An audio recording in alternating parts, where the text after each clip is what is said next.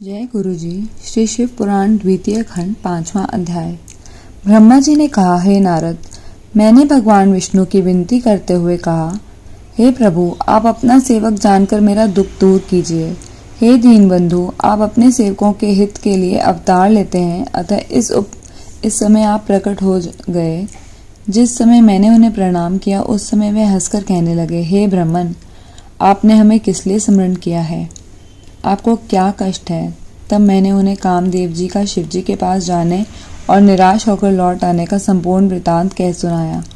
उसे सुनकर विष्णु जी बोले, हे ब्राह्मण, आप शिव जी को पत्नी सहित क्यों देखना चाहते हैं? उन्हें अकेला क्यों नहीं रहने देते? आपकी मनोविलासा को जानकर ही हम कुछ उपाय बताएंगे।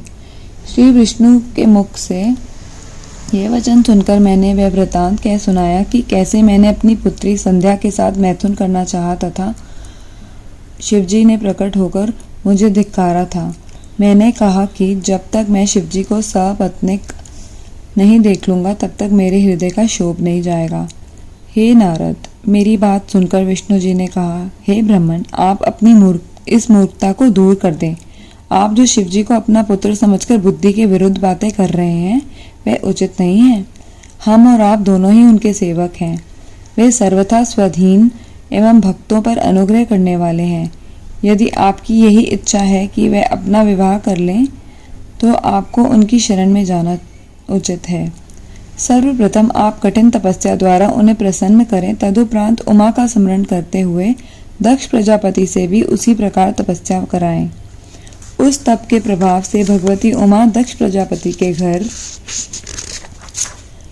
पुत्री रूप में जन्म लेंगी और उनका विवाह शिवजी के साथ होगा। ऐसा करने से संपूर्ण लोकों का कल्याण भी होगा और आपकी इच्छा भी पूर्ण हो जाएगी।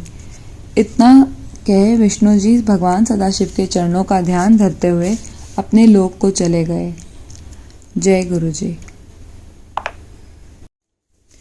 जय गुरु जी। शिव पुराण द्वितीय खंड 6वां अध्याय। ब्रह्मा जी ने कहा, हे नारद, भगवान विष्णु की आज्ञा शिरोधार्य कर मैंने भगवान सदाशिव के प्रति उस द्वेष को त्याग कर दिया जिसे मैंने उनकी माया से मोहित होकर अपना रखा था। तदुपरांत दक्ष को बुलाकर उसे वह सब हाल कह सुनाया जो कुछ श्री विष्णु जी ने मुझसे कहा था। मैंने उससे कहा, हे पुत्र, अब तुम एक कन्या को जन्म दो जो भगवान सदाशिव की पत्नी हो सके। ऐसा होने पर हम और तुम संसार में धन्य हो जाएंगे।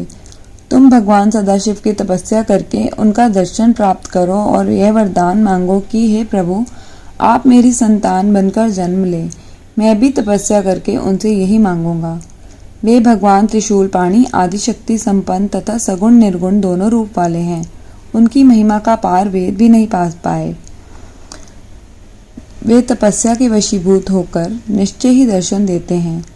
जब उन कृपालु शिव जी ने मुझे उत्पन्न किया था उस समय मेरी तथा विष्णु जी की प्रार्थना को सुनकर हमें यह वरदान भी दिया था कि वे स्वयं भी हर नामक अवतार ग्रहण करेंगे और हमारे संपूर्ण मनोरथों को पूर्ण करेंगे।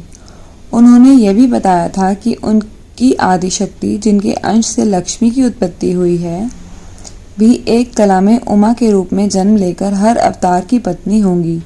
भगवान सदाशिव ने बताया था कि हमारे स्वरूप की आदिशक्ति द्वारा ही इस संपूर्ण सृष्टि की उत्पत्ति होती है और वह आदिशक्ति समस्त संसार की माता है। अतः हे दक्ष, वे आदिशक्ति तुम्हारे घर में सती नाम से जन्म लेंगी।